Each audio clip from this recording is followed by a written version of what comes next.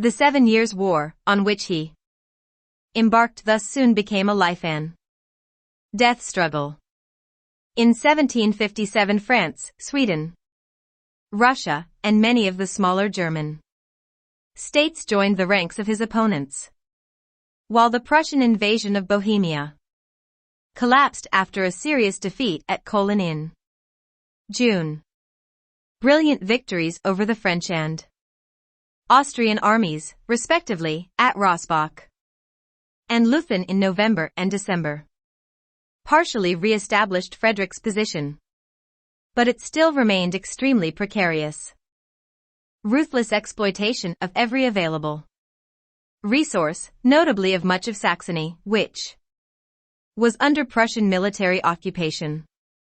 During most of the war, debasement of the currency, and a British subsidy that he received in 1758-62 allowed Frederick with increasing difficulty to keep up the unequal struggle. More than anything, however, he was helped by the complete failure of his enemies to cooperate effectively, while a partly British and British-financed army in Western Germany from 1758 onward neutralized the French military effort. Nevertheless, the strain was immense. In October 1757, a cabinet order suspended all payment of salaries and pensions to Prussian civil servants and judges apart from diplomats serving abroad. Frederick could still win victories in the field, as, for example, at Zorndorf, August 1758, against the Russians at heavy cost, or at Liegnitz and Torgau, August and November 1760, against the Austrians. But he also suffered serious defeats at Hochkirch in October 1758, and above all at the hands of a Russian army at Kunersdorf in August 1759.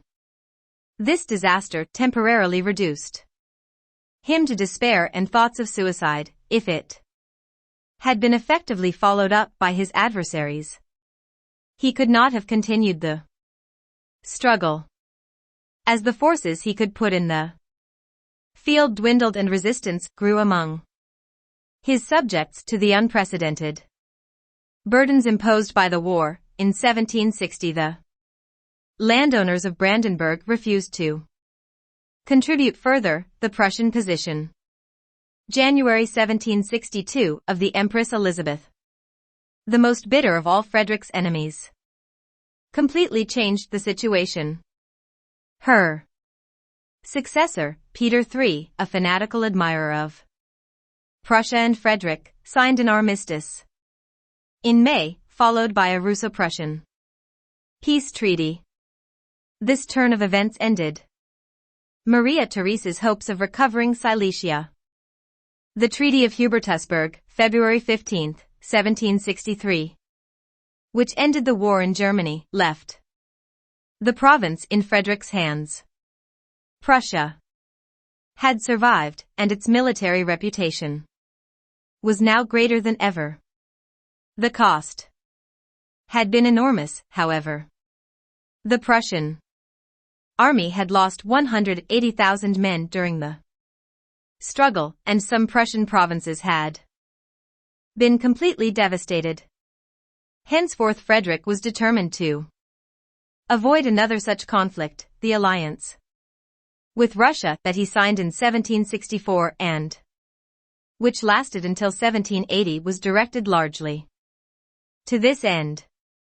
Nevertheless, he still firmly opposed any growth of Habsburg power in Germany, and in July 1778 a new Austro-Prussian struggle broke out over the efforts of the Emperor Joseph II, the son of Maria Theresa, to gain a large part of Bavaria.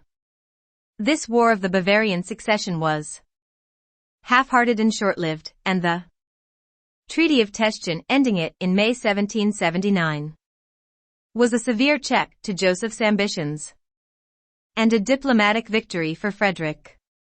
But This new conflict showed unmistakably that Austro-Prussian rivalry stemming from the events of 1740–41 was now a deeply ingrained fact of German political life.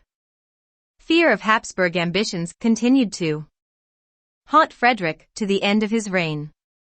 His last significant achievement was to inspire the formation, in July 1785, of the League of Princes, Fürstenbund, which united a number of German states, the most important being Hanover, Saxony, and the Archbishopric of Mainz, in successful opposition to Joseph II and his renewed efforts to acquire the whole of Bavaria in exchange for the Austrian Netherlands.